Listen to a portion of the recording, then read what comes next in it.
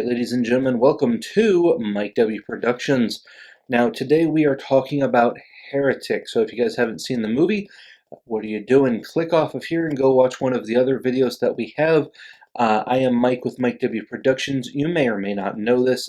This video is not my traditional stick. I do movie reviews every once in a while, but it is not my, say, bread and butter. What I usually do is TV show and sometimes movie reviews, but I do watch and review type things as such as All in the Family and Avatar: The Last Airbender. Pretty soon I will be done with Avatar: The Last Airbender. I only have a handful of episodes left of that, and I'm in season 4 of All in the Family. So today's kind of a different thing for you all, so I hope you enjoy. So with that being said, let's talk about Heretic. Here we go. Alright guys, so Heretic is a pretty interesting movie. I was going to talk about like the little nuances and kind of just do a big spoiler thing for you guys, but I decided I'm just going to hit on a few topics that I found pretty interesting. One, the relationship with the two Mormon girls is pretty interesting. One of them seems very like grounded in the religion, where the other one seems like she's not so grounded and a little bit more new to the Mormon religion and maybe religion in general, whereas the other one seems again more grounded and has a little bit more knowledge of what she believes at least. So as you guys know, you see in the trailer, these two girls go to a guy's house. They knock on the door. Hugh Grant answers the door, and things get pretty nasty from there. You've seen in the trailer that they come in. Come on in. We can't come inside unless another woman is present? My wife is home. Does that count? Great. They have a sit-down, talk-to-talk. I could tell that you are a very spiritually curious person. Trying to feel out what this guy knows about the religion and if he wants to convert. I think it is good to be religious, to find your faith in a doctrine you actually believe. So eventually we get to the point where he, as you guys have seen in the trailer, so no spoilers, there's a candle that says blueberry pie. He lures them in by saying that his wife is off in her room, sleeping or something, and he is baking a pie. And I will go and check on the pie. We do see that there's a candle on the table that has that pie scent to it, so we know that there is something amiss. During these spiritual conversations, he starts asking the girls very personal questions about their own self, not really from a religious but more of a secular point of view, and it just kind of, you start getting that off feeling about, well, we already know that this guy is the bad guy and we're just waiting for the first trap to be sprung. So it's just one of those things that's kind of offsetting, is that he's asking these very personal questions to these very religious girls. And so it's just super awkward. And then they move on to this other room. We just need to go home. I won't keep you if you wish to leave. And they kind of get lured in. I won't spoil on how, but let's just say that the door is locked and there's really nowhere else to go. Can you fit through this? You're crazy. So they follow him into this study and they get the door closed on them, which even if they were able to go through that door, you can't unlock the front door anyways because it's like magnetically sealed or something. So they're stuck. He starts talking about religious stuff again. It just gets very build-up of awkwardness, and they're just trying to leave. They get this first thing where he starts talking about like religion versus like monopoly and things of that nature, and we get to a point where he's basically does what we see in the trailer. He writes down disbelief and belief on the two doors, and he says that, well, if you guys want to get out, you have to go through one of these two doors. I can't tell you which one because he's very vague and kind of weird in that way where he'll tell you something, but it's kind of you have to make the choice for yourself. Are you going to go through the disbelief door, or are you going to go through the belief door? Which are you going to pick? So they pick the belief door, and it leads them to this basement, and you see this in the trailer, and they have to figure out a few little things along the way, and it's not necessarily testing their faith.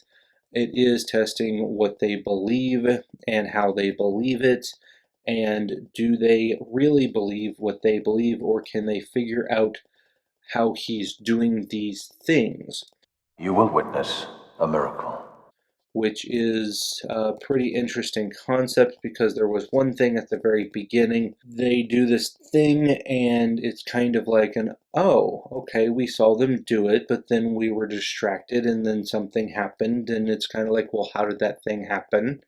And so we have to kind of use our brain to figure out what actually happened, or at least these two characters do. And then we just kind of move on into the next thing, and there's another reasonable thought process to the next thing.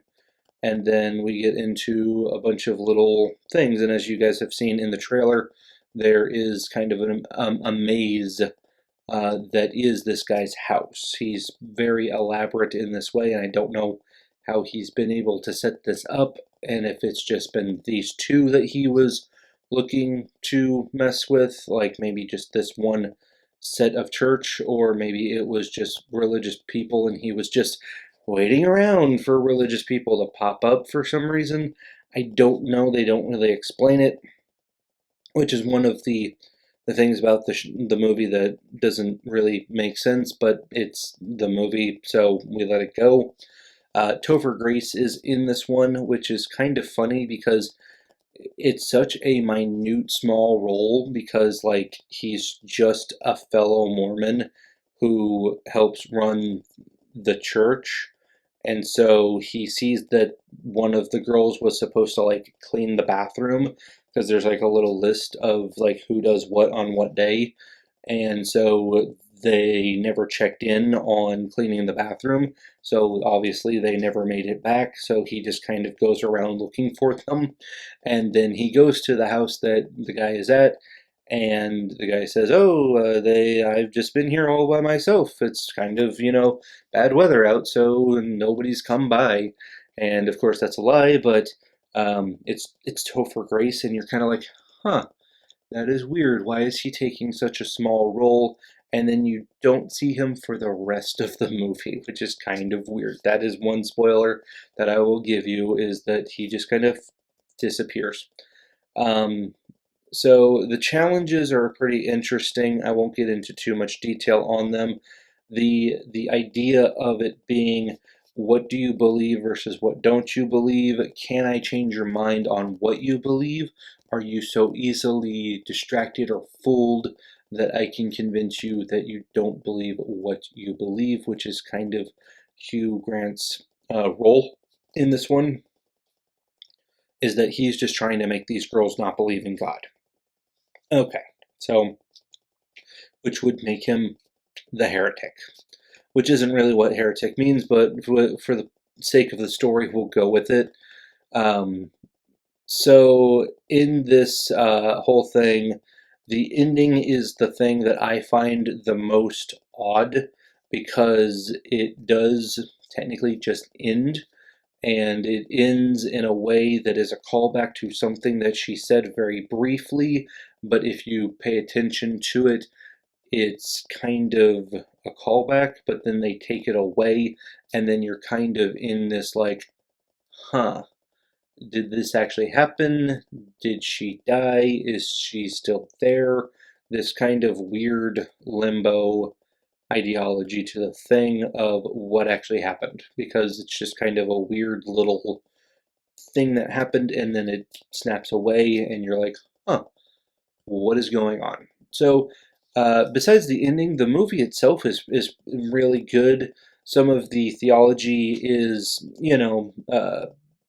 theology and ideology is pretty solid, but on his part is kind of flimsy because he does mention like the different gods from all over the time span, the Egyptian gods, the Greek gods, and all of that. He mentions, of course, the Muslim gods, the Jewish gods, the Christian gods, and all of that stuff. So he goes through all of the religious beliefs and why do you believe in what you believe, which is pretty interesting concept. And being in a suspense horror thriller movie is an interesting concept, and the way that they play it out in that every stage that they go through is kind of a test of faith, and can he trick them into believing uh, something other than what they believe, or at least admit to not believing what they believe, which is kind of his thing.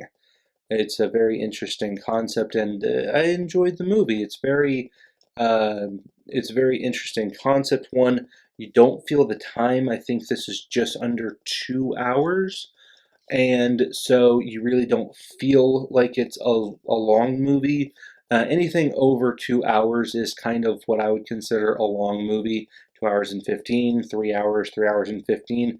The only movies that I don't feel like are where you feel that drag out is movies like Dune, the new ones, because they're so entertaining and so like detail oriented that you're drawn into the story and the information that they're giving you, which is something that this one did, even though it cuts out an hour of what Dune was, but it's actually very detailed oriented. There is a story there, even though it is again a slow burn. It's not a bad slow burn. You're not going to feel it and be looking at your phone every 5 seconds. So all in all, this is a pretty good movie. I mean, like, it's hard to find a good non like superhero CGI filled thing nowadays that's just a simple movie.